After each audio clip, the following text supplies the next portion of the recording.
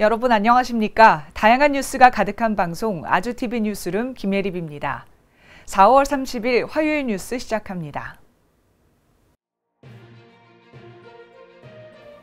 윤석열 대통령과 이재명 대표가 회담을 가졌습니다. 국민의힘은 민주당이 지금까지의 일방적인 독주에서 벗어나 여야 협치를 모색해야 한다고 주장했습니다.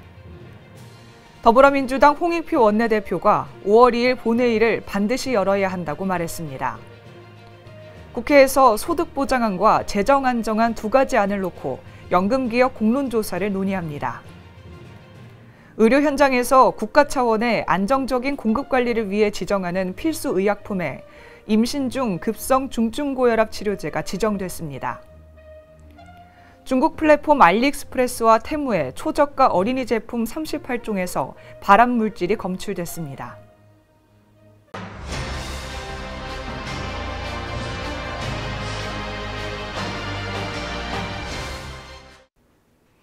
윤석열 대통령과 이재명 대표가 회담을 가졌는데요. 국민의힘은 거대 야당인 민주당이 지금까지의 일방적인 독주에서 벗어나 여야 협치를 모색해야 한다고 주장했습니다. 윤재욱 당대표 권한대행 겸 원내대표는 이견이 일소에 해소되진 않겠지만 대통령과 제1야당 대표가 서로의 생각을 확인했다는 것으로도 의미 있는 회담이었다고 밝혔습니다. 또 대통령이 민생 회복을 위한 의지가 없어 보인다는 민주당의 혹평에 대해 사슴을 쫓는 사람은 산을 보지 못한다고 한다며 폄훼와 평가절하하는 태도는 더 나은 다음을 기대할 수 없다고 말했습니다. 배준영 사무총장 직무대행도 어제는 국정의 최고 책임자가 야당의 말씀을 충분히 경청한 만큼 오늘부터는 국회 절대 권력 민주당이 국민의힘과 소통하며 협치하기를 기대한다고 강조했습니다. 윤희석 선임 대변인은 협치를 위해 대통령이 직접 손을 내밀었고 민주당의 일방적 주장도 진지한 태도로 경청했다며 민주당이 진정 협치를 원한다면 국회부터 정상화해야 한다고 주장했습니다. 윤 선임 대변인은 민주당을 향해 국회는 독단적으로 운영하면서도 이를 불가피하게 제지할 수밖에 없는 정부를 비난하는 것은 모순적인 태도라고 지적했습니다. 한편 여당 패싱과 관련해 윤 권한대행은 동의하지 않는다고 반박했습니다. 더불어민주당 홍익표 원내대표가 5월 2일 본회의를 반드시 열어야 한다고 말했습니다.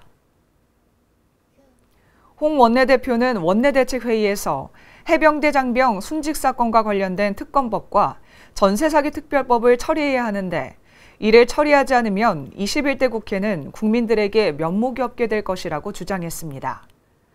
홍 원내대표는 해병대원 순직 수사외압 의혹에 대한 공수처의 수사가 본격화하면서 핵심 관계자들이 숨겨온 사실들이 계속 드러나고 있어 권력의 압력이 방해해도 진실이 드러나는 것을 막을 수는 없다고 지적했습니다.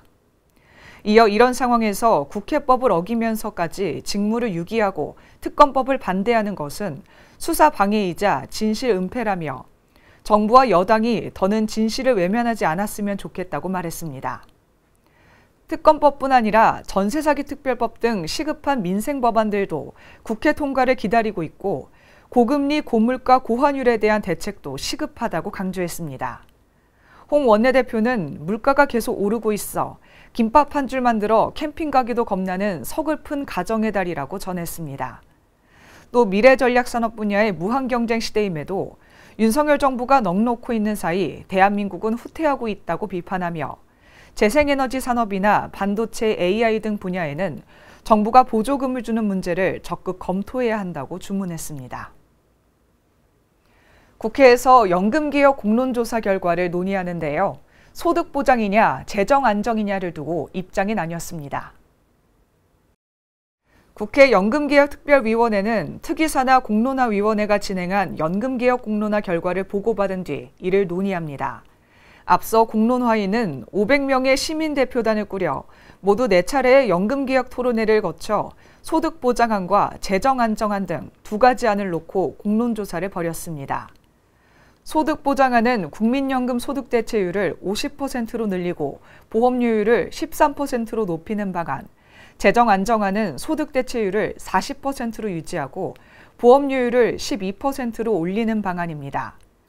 공론조사 결과 시민대표단 가운데 56%는 소득 보장안을, 42.6%는 재정안정안을 선택한 것으로 나타났습니다. 그간 여야는 이번 공론조사 결과를 두고 상반된 입장을 보여왔습니다. 국민의힘은 지속가능한 연금제도를 만들어야 한다는 측면에서 명백한 계약이라며 비판적인 입장을 밝혔고, 더불어민주당은 노후 불안 해소를 위해 소득 보장이 우선이라는 국민의 뜻이라며 환영 입장을 밝힌 바 있습니다. 의료 현장에서 국가 차원의 안정적인 공급 관리를 위해 필수 의약품을 지정하는데요. 임신 중 급성 중증 고혈압 치료제가 필수 의약품으로 지정됐습니다. 식품의약품안전처는 임신 중 급성 중증 고혈압 치료제 등 의약품 성분 8종을 국가 필수 의약품으로 신규 지정했다고 밝혔습니다. 이에 따라 현재 국가 필수 의약품은 모두 416종 성분, 456개 품목으로 운영되게 됐습니다.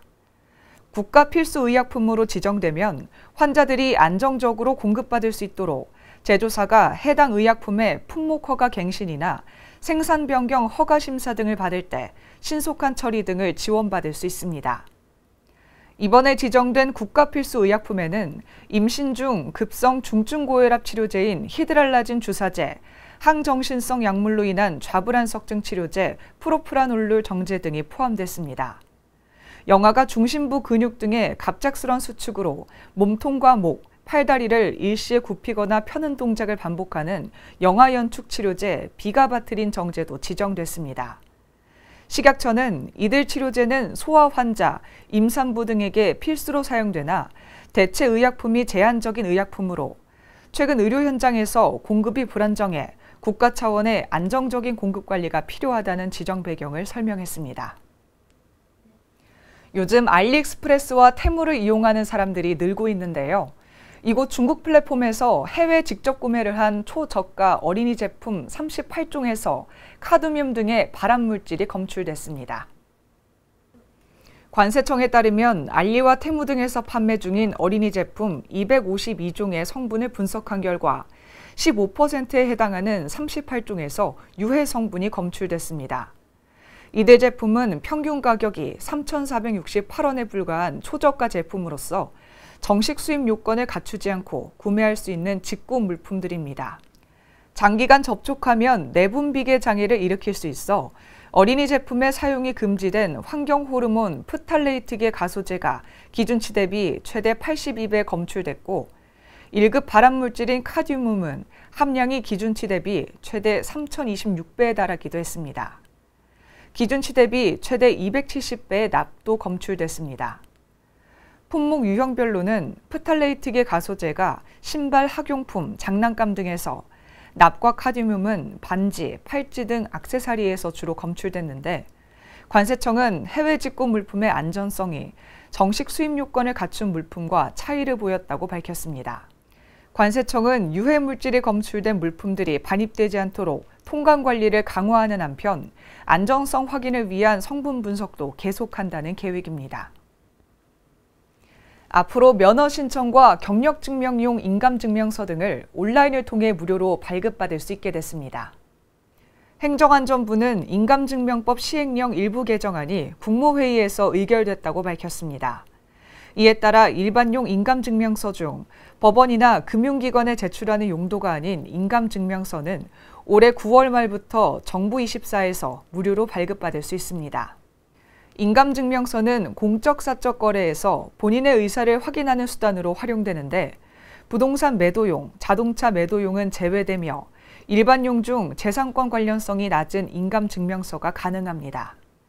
기존에는 모든 인감증명서를 발급받으려면 주민센터를 방문해야 했으나 이번 개정안으로 면허 신청, 보조사업 신청, 경력증명 등의 목적으로 사용 시에는 정부24에서 발급받을 수 있게 됐습니다. 다음 달 1일부터 K패스 사업이 본격 시행되는데요. 교통비를 20에서 53% 환급받을 수 있습니다. 국토교통부는 다음 달 1일부터 기존 알뜰교통카드 서비스를 대체할 교통비 환급 서비스 K패스 사업이 본격 시행된다고 밝혔습니다.